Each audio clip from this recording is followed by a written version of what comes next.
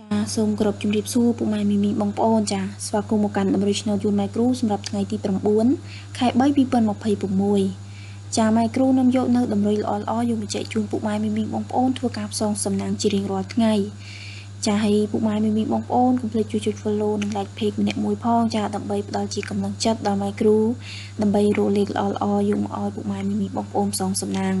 អញ្ចឹងកុំឲ្យខាតពេលយើងចូលទៅមើលទាំងអស់គ្នាតែម្ដងចាសម្រាប់ដំណេកឆ្នោតជូនម៉ែគ្រូចានៅម៉ោង 10:30 នាទីពុកម៉ែមីមីបងប្អូនចាធ្វើការអុកខ្ទង់ខ្សែ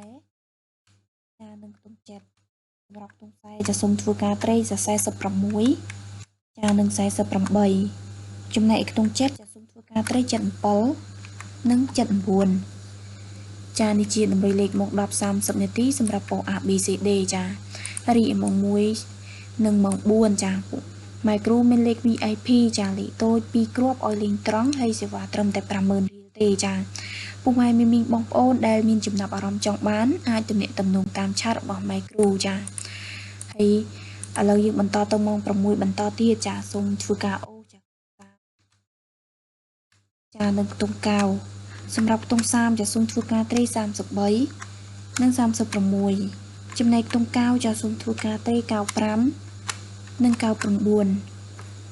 ចាទាំងអស់នេះជាតម្រុយឆ្នោតយួនម៉ែគ្រូចាពុកម៉ែមីមីបងប្អូនយកទៅធ្វើការផ្សងសំណាងឲ្យបានកាក់កបហើយម៉ែគ្រូក៏មានតែប៉ុណ្ណឹងដើម្បីចែកជូនជាចុងក្រោយក៏សូមអរគុណនិងសូមគោរពលា